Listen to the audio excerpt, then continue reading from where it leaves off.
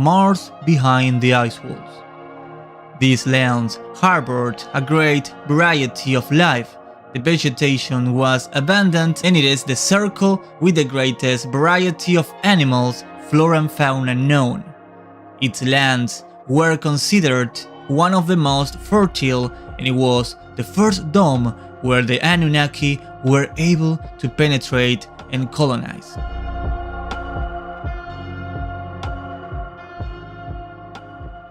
The original beings of Mars, at the time of colliding with these beings, resisted as best they could, but it would have been lethal. They were very proud beings and great defenders of life and their lands. They all perished in battle. The last beings committed suicide when they saw that they were going to be part of a great colonizing race. Knowing this sad history, their loss is regretted since the true and real Martians were beings that based their technology on purely spiritual ground. Anunnaki began to inhabit these lands and use them as a second home due to the proximity to their own. Then, with the passage of time and the treaty with the custodians, they began to use this circle as an experiment, gathering many races from different colonies, which we can still find today.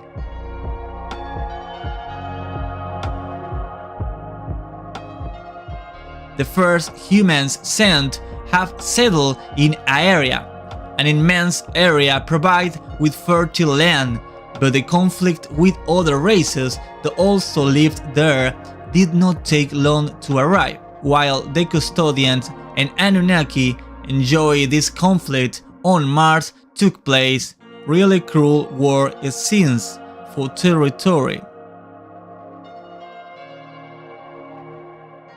As time went by, the human colony settled on another island close to the lands of Aeria because they lost territory. Of the last humanity, the first human to visit them was Richard Byrd in one of his expeditions crossing the South Pole, obviously commanded and helped by his custodian leader Nimrod. Several soldiers of the US Navy and some invite leaders of secret societies, some of them famous politicians, managed to cross the passage that is known today with his name. In the central lands of Argyre, there is a portal with a direct connection to the Anunnaki land established there at the beginning of colonization. Today, it is a prosperous area and there are no major conflicts.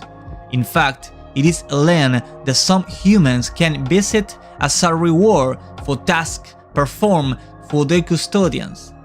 It is known that some of them even stay there because they manage to rejuvenate their bodies and get to live long years compared to the known lands and the toxins existing under the polluted air we live.